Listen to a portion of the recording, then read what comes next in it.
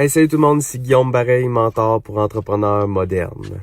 Aujourd'hui, si vous doutez de ma légitimité, de mon expérience, des résultats que j'offre à mes clients, qui est-ce que je peux aider ou non, etc., ben écoutez, c'est votre chance de savoir vraiment avec qui j'échoue en fait, avec quel type de client j'ai échoué par le passé et dont j'en suis le premier insatisfait. Je vous explique, ce week-end, je donnais une conférence qui était ma conférence La Question, qui a vraiment un bel impact auprès des gens et dans laquelle je me livre vraiment en profondeur sur qui je suis, mes expériences de vie, ma philosophie et tout. Et après la conférence, il y a une belle femme qui vient vers moi, une femme définitivement fonceuse, un être de lumière, comme on dit, et qui se prend une chaise, s'assied à côté de moi, puis elle me dit « Guillaume, je dois me confesser. » OK. Bonjour, mon nom c'est Guillaume. Et elle me dit, Guillaume, je te jugeais avant ta conférence et j'avais une opinion négative de toi et de ce que tu fais dans le marché parce que on a une cliente en commun et cette cliente-là, elle a fait ton programme puis à la fin du programme, elle n'a pas eu les résultats souhaités et actuellement, ben, elle est dans une période un peu plus difficile, ça fonctionne pas, puis là, moi, je travaille avec elle. Donc, c'est ce que j'avais comme vision de ce que tu fais.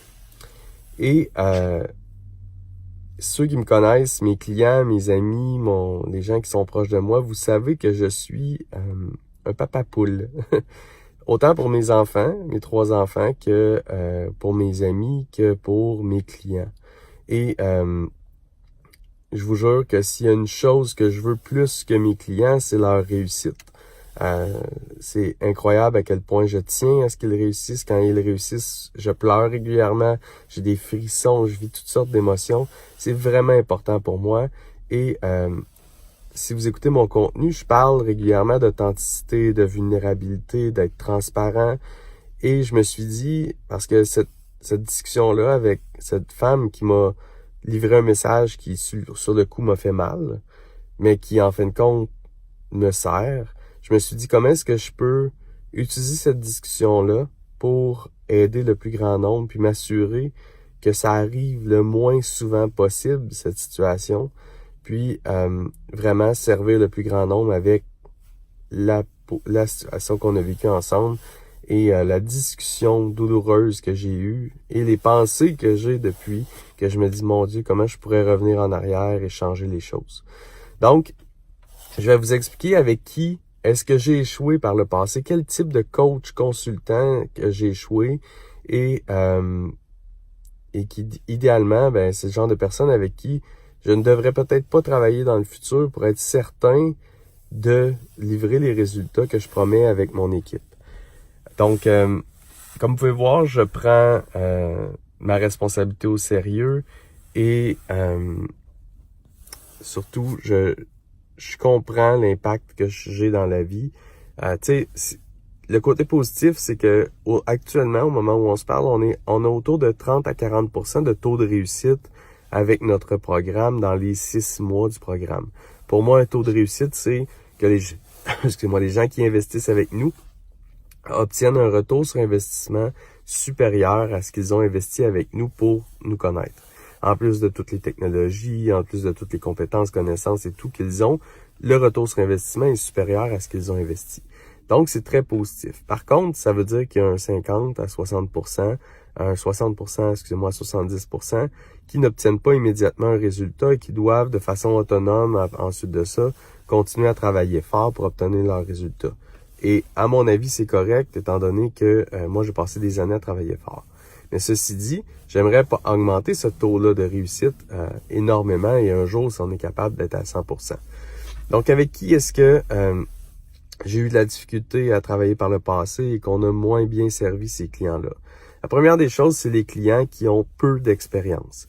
Donc, les gens, exemple, qui travaillent dans une pharmacie, qui travaillent au gouvernement, qui travaillent dans une usine, qui travaillent peu importe dans un emploi et qui décident de faire un changement drastique de carrière et devenir coach de vie, coach en fait, consultant pour la première fois, mais dans un domaine qui est pas connexe à ce qu'il faisait. Donc, vous comprenez, la personne qui travaille à la pharmacie qui décide de devenir coach de vie, tout d'un coup, ben en fait, elle part de loin. Donc, idéalement, on travaille avec des gens qui ont déjà une expérience. Ils peuvent être employés, avoir beaucoup d'expérience et faire une transition à leur compte, devenir coach, consultant dans le même domaine ou un domaine connexe et le faire à leur compte. Et à ce moment-là, on a beaucoup de succès avec ces gens-là, étant donné que notre force, c'est le marketing, le packaging, l'emballage des services. À ce moment-là, on les positionne bien, on va chercher les bénéfices de leur expérience passée, on positionne ça et ça se propulse. On vient de vivre une histoire vraiment extraordinaire avec une cliente exactement dans cette situation. La deuxième chose, c'est des clients qui n'ont pas encore beaucoup de résilience. La résilience, en gros, pour moi, c'est être capable d'accueillir les challenges de la vie et de l'entrepreneuriat.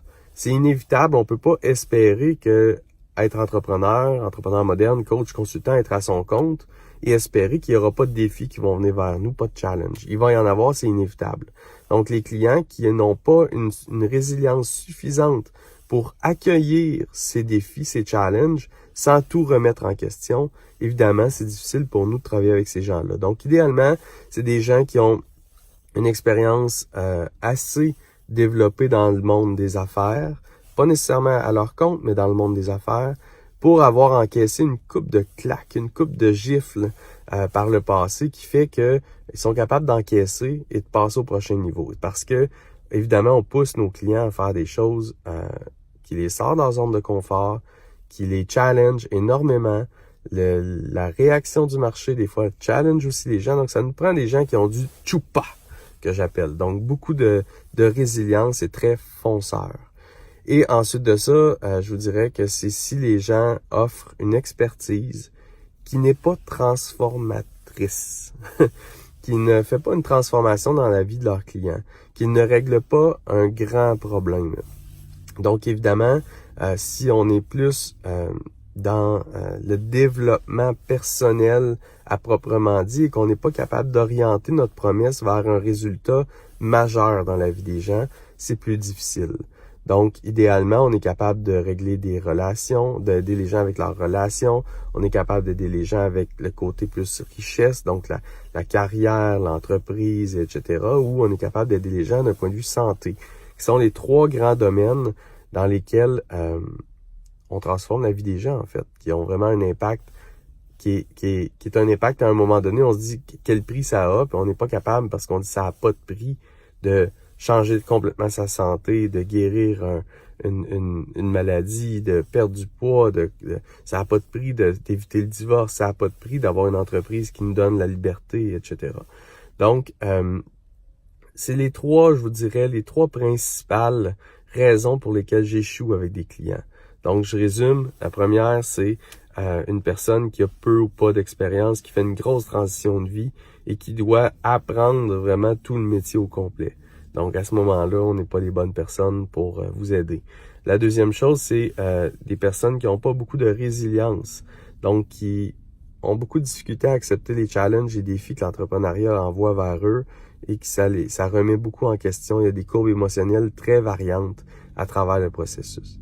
Et la troisième chose, c'est les gens qui ne règlent pas un grand problème et qui ne permettent pas à leurs clients de vivre une réelle transformation. Donc, c'est les moments où on a échoué par le passé. Donc, l'histoire que je vous ai racontée de la demoiselle qui m'a expliqué qu'elle a rencontré une de mes clientes qui a vécu un échec.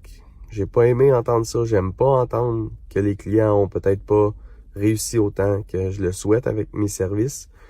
Mais je voulais servir le plus grand nombre, être authentique, transparent, vulnérable avec vous, puis vous partager, dans le fond, avec qui est-ce que j'ai échoué, pour ne pas que ça se reproduise ou que ça se reproduise le moins souvent possible. Je vous aime tout le monde et si vous avez des questions, n'hésitez pas, venez vers moi sur ma page, par courriel, peu importe. Ça nous fait un plaisir à moi et à mon équipe de vous répondre. Bye bye tout le monde.